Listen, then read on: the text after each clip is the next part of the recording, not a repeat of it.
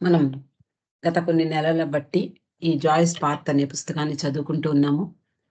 అందులో మణి తెలియజేసేటటువంటి అనేక విషయాలు, అలాగే మణి చేసినటువంటి అనేక కార్యక్రమాలు, వీటి గురించి హెదర్ నాడెల్ ఈ 'జాయ్స్ పాత్' అనే పుస్తకంలో చాలా వివరంగా చెప్పడం జరిగింది.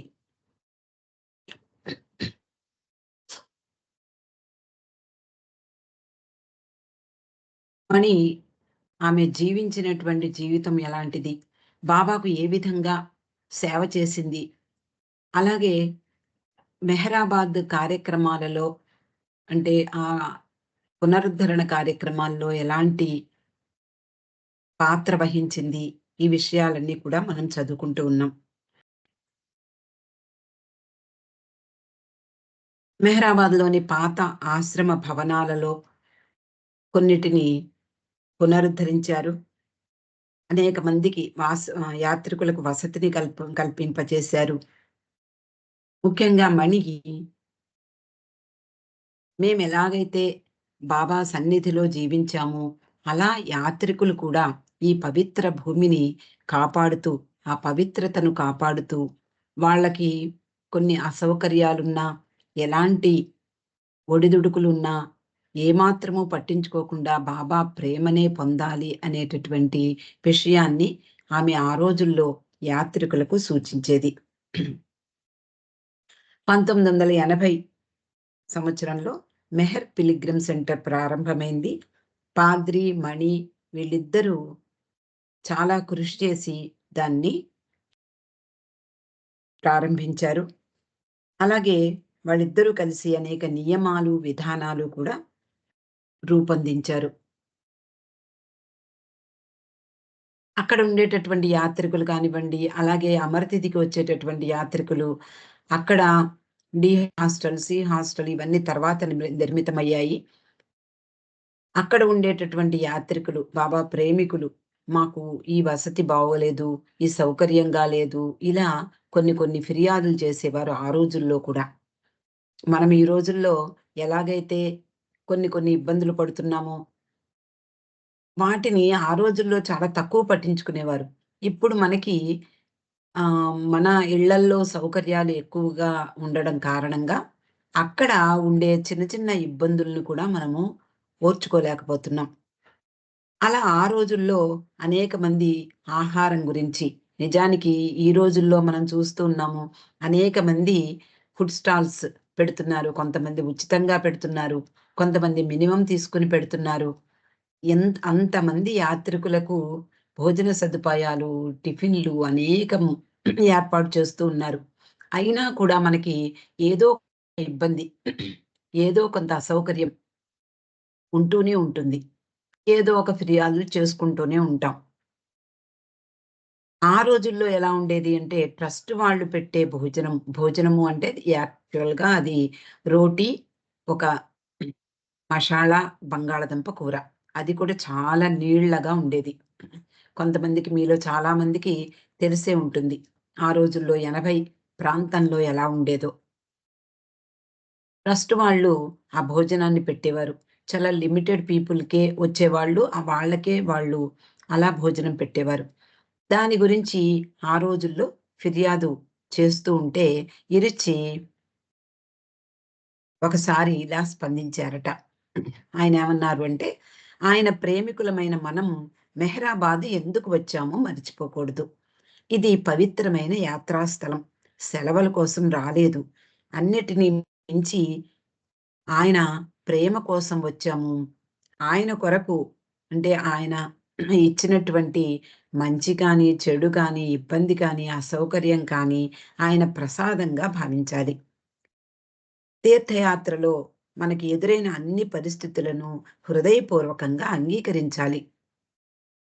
సంతోషంగా ఆయన దర్శనం చేసుకుని తిరిగి వెళ్ళిన వాళ్ళు ధన్యులు అన్నాడు ఎరిచ్చి. అలాగే బాబా అనంత కృపతో, దయతో మనం మన యాత్రకు సౌకర్యవంతంగా, సులభంగా జరుగుతూ ఉండగా, మనము ఆయన ఎంతగా మన మధ్య ఉండి, ఎన్ని బాధలను అనుభవించారో ఒక్కసారి గుర్తుకు తెచ్చుకోవాలి. ఆయన ప్రేమను మన హృదయాల్లో మేల్కొల్పేందుకు ఎ ఎంతగా అవస్థలు పడ్డారో ఒక్కసారి మనం గుర్తుంచుకోకుండా మరచిపోతూ ఉంటాం. అందువలన ప్రియమైన సోదరీమణులారా, ఆయన ప్రేమను కానుకగా పొందిన మనమంతా చాలా అదృష్టవంతులం.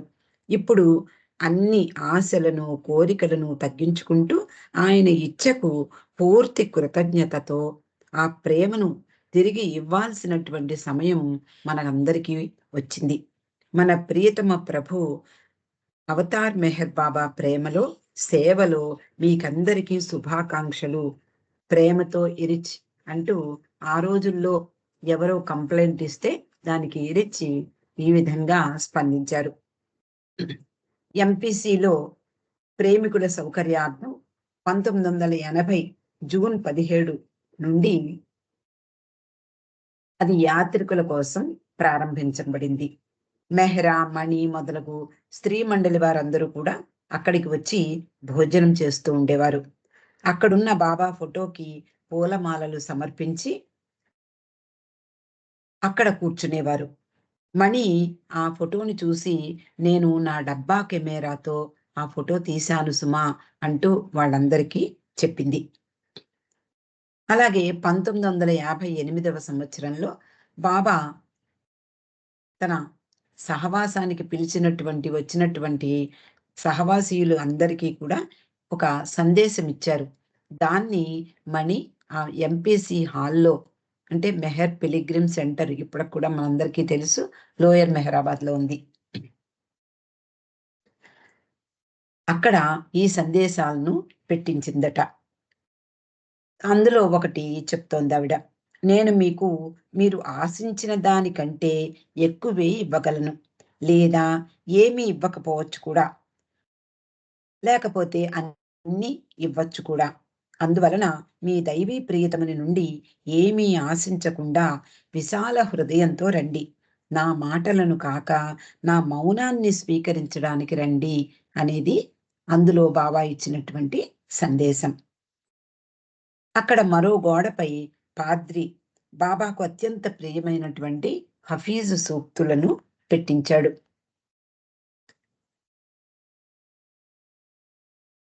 అలా స్త్రీలందరూ ఆ ఎంపీసీ బిల్డింగ్ అంటే పాద్రి, మణి మొదలగు వారందరూ కూడా నిర్మింపచేసినటువంటి ఆ పిల్గ్రిమ్ సెంటర్‌ని చూసి వచ్చారు. మణి ముఖ్యంగా ప్రతి దశలోనూ అన్నీ కూడా చాలా జాగ్రత్తగా ఉండేలా ఆ బిల్డింగ్ ప్లాను, డిజైను, ఆర్కిటెక్టు అన్నిటిని కూడా సంప్రదించి నిర్మింపచేసింది. అలాగే అక్కడ మరో రోజు మణి మండలి వారు కానివ్వండి, వచ్చినటువంటి యాత్రికులు కానివ్వండి, ప్రేమికులు అందరూ కలిసి సామరస్యంగా బాబా పని చేయవలసిన ప్రాముఖ్యత గురించి అక్కడ ప్రసంగించిందట.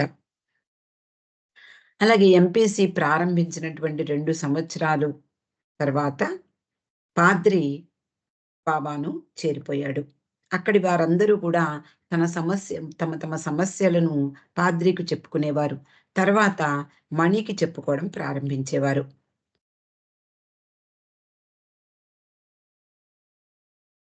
మణి తన వద్దకు వచ్చినటువంటి యాత్రికుని కష్టాన్ని విని, దానికి ఉన్న కారణాన్ని, దాని వెనుక ఉన్నటువంటి చరిత్రను వివరించడానికి ప్రయత్నించేది. మనకున్నటువంటి ఎన్నో సౌకర్యాలు ఇప్పుడు సమకూరుతూ ఉన్నాయి. అలా కాకుండా ఒక 30 సంవత్సరాల క్రిందట కూడా అక్కడ నిజానికి ఇప్పుడు మనం ఊహించుకుంటే ఇంతకు అంటే దీనితో పోటీ రానటువంటి, దీంతో సాటి లేనటువంటి అనేకమైనటువంటి ఇబ్బందులు పడేవారు ఆ రోజుల్లో. మనకి కావాల్సినటువంటి ఆహారం కాకుండా మంచినీళ్ళు లేకపోతే స్నానానికి నీళ్ళు కూడా చాలా తక్కువగా వాళ్ళు అందించేవారు. కాబట్టి ఎవరైతే ఫిర్యాదు చేస్తున్నారో వాళ్ళ యొక్క కష్టాన్ని బాగా శ్రద్ధగా విని మణి దాని వెనుక ఉన్నటువంటి చరిత్ర. ఇంత కష్టపడ్డాము. మండలి వారందరూ కూడా బాబాతో సహా ఇక్కడ ఎన్నో కష్టాలు అనుభవిస్తూ బాబా కోసం వాళ్ళందరూ కూడా జీవించినటువంటి విషయాలు, అలాగే బాబా ఎలాంటి సుఖాన్ని అనుభవించలేదు కదా! అక్కడ. ఆయన కూడా చాలా సాధారణమైనటువంటి జీవితాన్ని గడిపారు. చలిలో, దోమలలో ఆయన పోస్ట్ ఆఫీస్ బిల్డింగ్ బయట విశ్రమించేవారు, నిద్రించేవారు. గుస్తాద్జీ, పెండు, పాద్రి ఇలాంటి వాళ్ళందరితో. లోపల స్త్రీ మండలి వారికి అంటే ఆ రోజుల్లో ముఖ్యంగా మెహ్రా, దౌలత్మాయి, దౌలమాసి, ఖుర్షిద్ వీళ్ళే ఉండేవారు. వాళ్ళ ముగ్గురు, నలుగురికి లోపల చోటిచ్చి అందరూ బయట పడుకునేవారు. నిజానికి దోమలు, ఈగలు అలాగే ఆ ప్రాంతంలో నడయాడేటటువంటి ఆ పాములు, తేళ్ళు వాటి మధ్య బాబా అక్కడ జీవించారు సుమా! అప్పుడు మెహ్రా చెప్తుంది. 'మెహ్రా మెహర్‌లో' మీ అందరికీ గుర్తుండే ఉంటుంది. అయ్యో! ఆయన ఎంతటి మహానుభావుడో, మన కోసం ఎంతటి త్యాగాన్ని చేశాడో మేము ఆ రోజుల్లో గుర్తించలేకపోయాము. ఆయనకి ఎలాంటి ప్రాముఖ్యత ఇచ్చేవాళ్ళం కాదు. ఆయన కోసం ఎలాంటిది మేము చేసేవాళ్ళం కాదు అని బాధపడుతూ ఉండేది. అలా ఆ రోజుల్లో ఎంతటి అసౌకర్యాన్ని వాళ్ళందరూ కూడా అనుభవించారో, ఆ విషయాలన్నీ కూడా మణి వాళ్ళందరికీ చెప్తూ, ఈనాడు వాటితో పోలిస్తే మీరు ఎంతో సౌకర్యంగా ఉన్నారు. కాబట్టి మనకొచ్చేటటువంటి కష్టం కానీ, నష్టం కానీ, లేదా ఇబ్బందులు కానీ, అసౌకర్యాలు కానీ, వాటిని మనం పట్టించుకోకుండా బాబా యొక్క ప్రేమను పొందడానికే ఇక్కడికి ఇంత దూరం వచ్చాము అనే విషయాన్ని మరిచిపోకూడదు అంటూ మణి చెప్తూ ఉండేది. అలాగే ఎవరికి వాళ్ళు నిర్ణయించుకునే నిజమా? కాదా? మనం ఇలాంటి కంప్లెయింట్ ఇవ్వచ్చా? ఇవ్వకూడదా? ఇలాంటి నిర్ణయాన్ని వాళ్ళే తీసుకునేలాగా ఆమె అవకాశాన్ని ఇస్తూ ఉండేది. తరచూ ఆమె చెప్పేది, "నువ్వు బాబా కోసం ఏమి చేస్తావో మాత్రమే కాదు పరిగణించవలసింది. నువ్వు ఆ పనిని ఎలా చేస్తావో అది ముఖ్యము. ఏం చేశావో కాదు" అని మణి చెప్తూ ఉండేది. అలాగే మణికి విశాలమైనటువంటి దృక్పథం ఉంది అని హెదర్ నాడిల్ చెప్తోంది.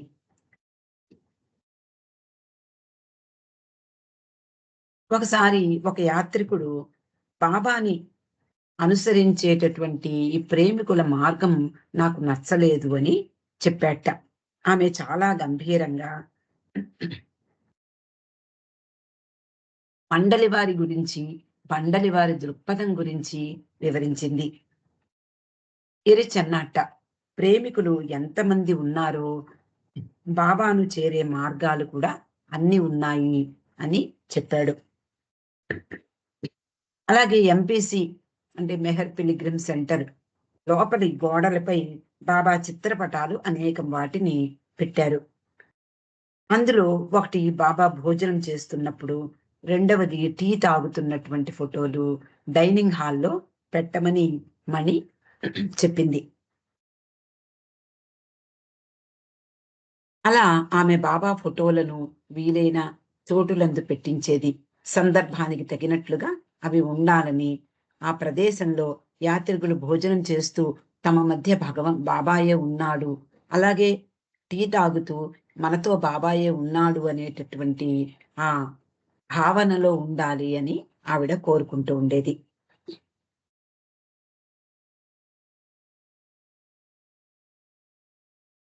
అక్కడ మణి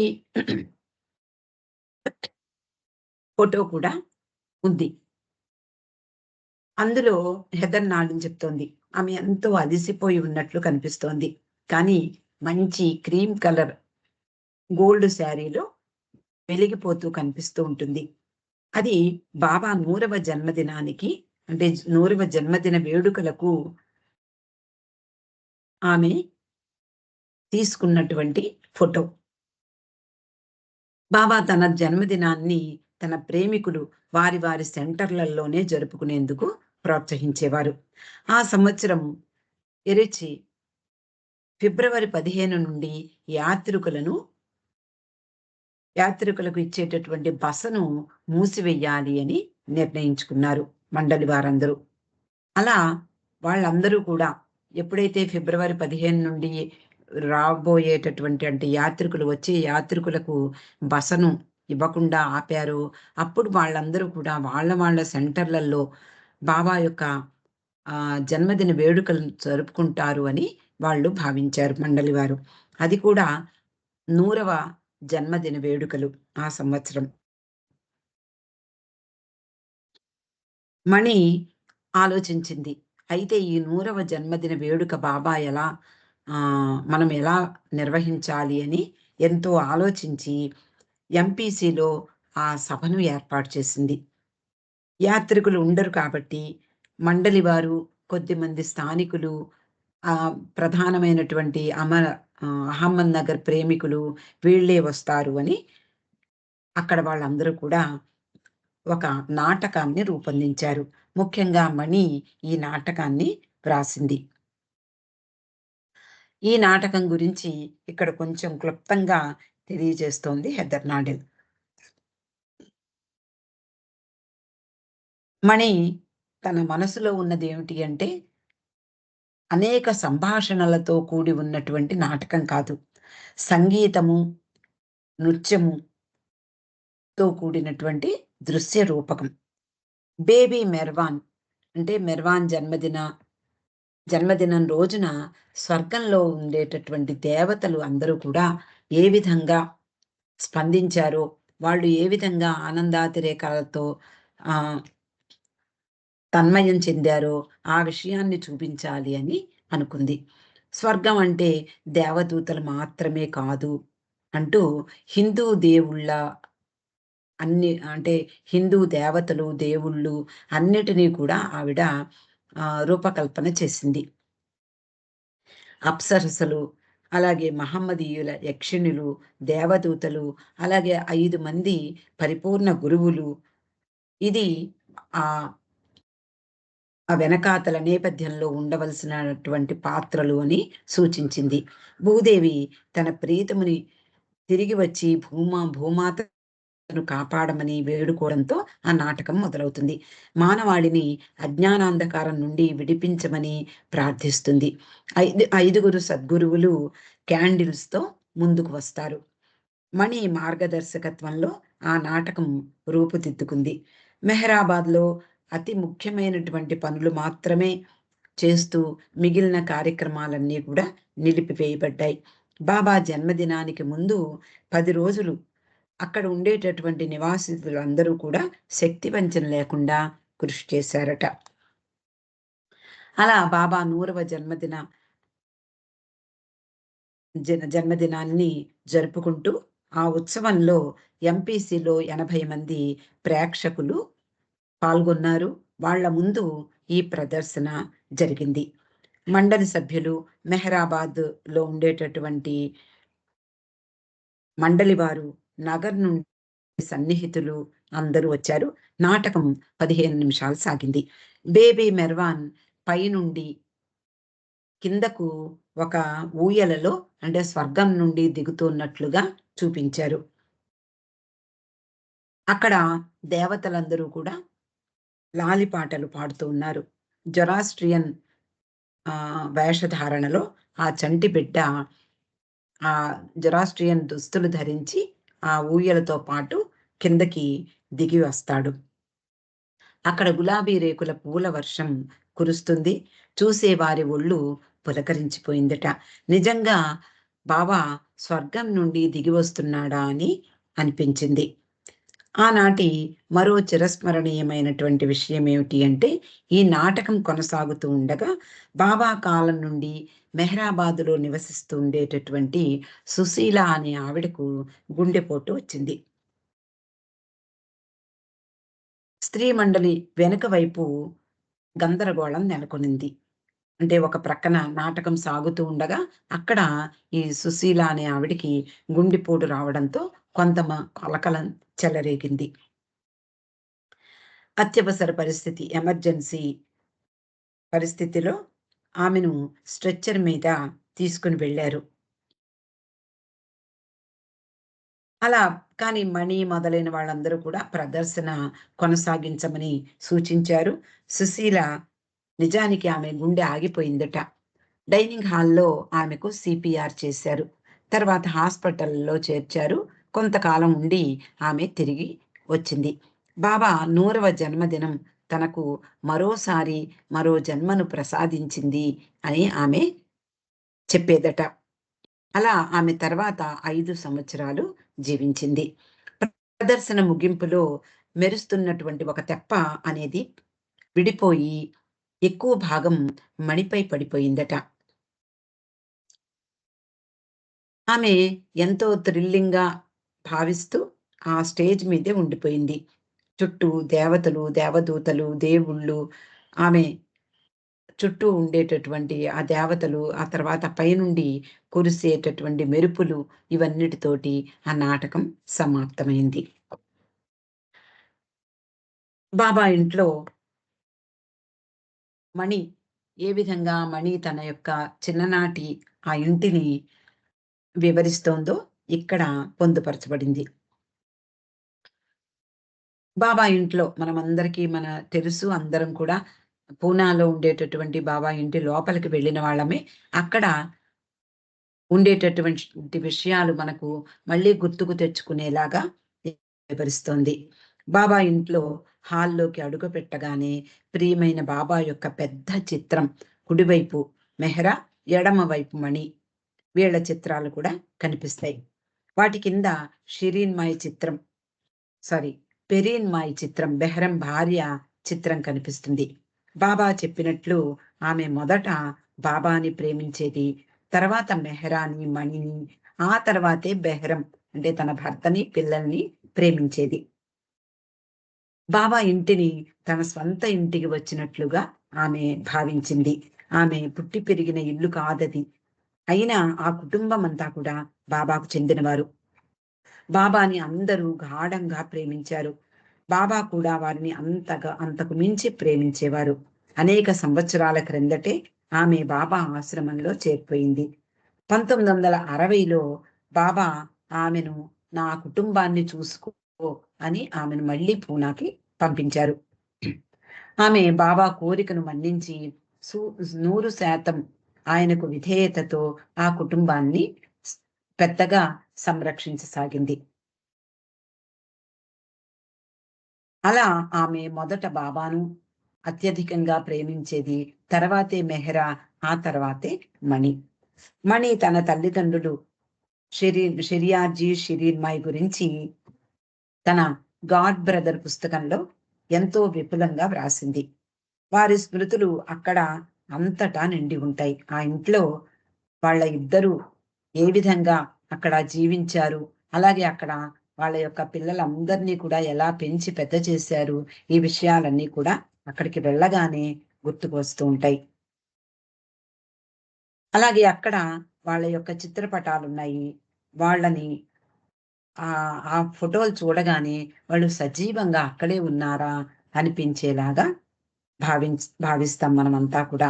షెరియార్జీ మధ్యలో మెర్వాన్, తర్వాత షిరీన్ మాయి. అలాగే షెరియార్జీ అక్కడ నాటిన సపోటా చెట్టు ఇంకా ఫలాల్ని అందిస్తోంది. షెరియార్జీ కలగన్న బావి కూడా అక్కడే ఇంకా ఉంది. బాబా గదిలో ఒక మూల మణి తన చేత్తో వ్రాసినటువంటి నోట్ ఉంటుందట. అలాగే అందులో బాబా ఎవరు, ఆ గది గురించి, అలాగే బాబా సోదరులైనటువంటి జాన్, బెహరం, ఆది జూనియర్, వీట్ల గురించి కూడా రాసింది. వారి ఫోటోలు కూడా హాల్లో కనిపిస్తాయి. వారి పిల్లల్లో ఒకరు భగవంతుడు. అంటే మెర్వాన్ అనే ఆహ్, రెండవ సంతానం భగవంతుడు. ఆయన నడయాడిన ఇల్లు అది. ఆయన యొక్క ఆ నడయాడినటువంటి ఆ ఇంటి ప్రాంతమంతా కూడా పవిత్రమైనటువంటి ప్రదేశంగా భావిస్తారు అందరూ కూడా. బాబా శరీరం వదిలిపెట్టిన తర్వాత మణికిచ్చినటువంటి ఆదేశం మరింత శక్తివంతంగా మణి నెరవేర్చింది. అలా ఆమె మెహ్రా, అలాగే మెహ్రాబాద్, మెహ్రాజాద్, బాబా ప్రేమిక కుటుంబాలు, బాబా కుటుంబం, ఇవన్నీ కూడా తన ప్రపంచంగా భావించి ఆమె వాళ్ళందరితో కలిసిమెలిసి ఉండేది. ఆమె అందరితో సన్నిహిత సంబంధాలు కొనసాగించింది. ఆమె తన మేనకోడలైనటువంటి గుల్నార్, అలాగే పూనా తన కుటుంబంతో తరచు ఫోన్‌లో మాట్లాడుతూ ఉండేది. ఆది కుటుంబం, జూనియర్ ఆది కుటుంబంతో తరచు ఉత్తరాలు వ్రాస్తూ ఉండేది. ఆది కొడుకు అయినటువంటి దార, భార్య అమృత్ వాళ్ళ పిల్లలతో సన్నిహితమైనటువంటి సంబంధాలు కలిగి ఉండేది. వారు కూడా తరచూ మెహరాబాద్ వచ్చేవారు, మెహరాజాద్ వచ్చేవారు. అలాగే ట్రస్ట్ ఆఫీస్‌కి వెళ్లి మణిని కలిసేవారు. కుటుంబాన్ని చూసుకోవడం ఎంత గొప్పగా మణి తన బాధ్యతను నెరవేర్చిందో హెదర్ ఎంతో ఇంప్రెసివ్‌గా ఇక్కడ వ్రాసుకుంది. మణి తర తరచూ తన కలవలైనటువంటి మేనల్లుళ్ళు అంటే సౌరభ్, రుస్తుం వీళ్ళకు కొన్ని పాటలు వ్రాసిచ్చి, వాళ్ళు ఎక్కడికైనా వెళ్ళినప్పుడు బాబా బాబా పాటలను పాడమని ప్రోత్సహించేది. అలాగే నగర్‌లో, మెహరాబాద్‌లో కూడా ఆ కుటుంబం కొరకు ఇళ్లను నిర్మించడంలో మణి సహాయం చేసింది. వారి పట్ల ఆమె కనపరిచేటటువంటి ప్రేమ ప్రశంసించదగినది అంటుంది హెదర్. ముఖ్యంగా మణి తన తల్లి షిరీన్ గురించి, బాబా పట్ల ఆమెకున్న సహజమైన మాతృప్రేమ, తల్లి పాత్రను ఎలా పోషించింది, దానికి ఆమె అనుభవించినటువంటి కష్టాలు, సుఖాలు ఎంతో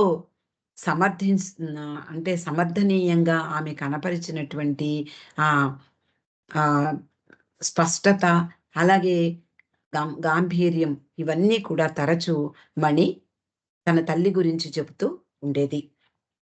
బాబా శరీరం విడిచిపెట్టిన తర్వాత మెహ్రా, మణి, గోహెర్, మెహ్రూ వీళ్ళందరూ కూడా పూనాలో, అలాగే పంచగని వెళ్ళి వస్తూ ఉండేవారు. పూనాలో జస్సావాలా కుటుంబంతో అంటే బింద్రా హౌస్‌లో చాలా సార్లు బస చేశారు. బాబా ఇంట్లో ఉండేవారు. ఇరుగు పొరుగు ఇరానీలతో సాయంకాలం గడుపుతూ ఉండేవారు. బాబా మేనల్లుడైనటువంటి షేరు అతన్ని మెహ్రా ఎంతో బతిమిలాడేదట. నా కొరకు ఒక పాట పాడు అంటూ. అతడికి చాలా సిగ్గు ఎక్కువ. నెమ్మదిగా మెహ్రా కోసం పాటలు పాడేవాడు. 1989 మే నెలలో మెహ్రా చివరిసారి పూనా వెళ్ళి వచ్చింది. ఆ తర్వాత ఆమె ఏ విధంగా బాబాను చేరిపోయిందో రేపు చదువుకుందామండి. 'అవతార్ మెహర్ బాబా కీ జై'. జై బాబా అండి.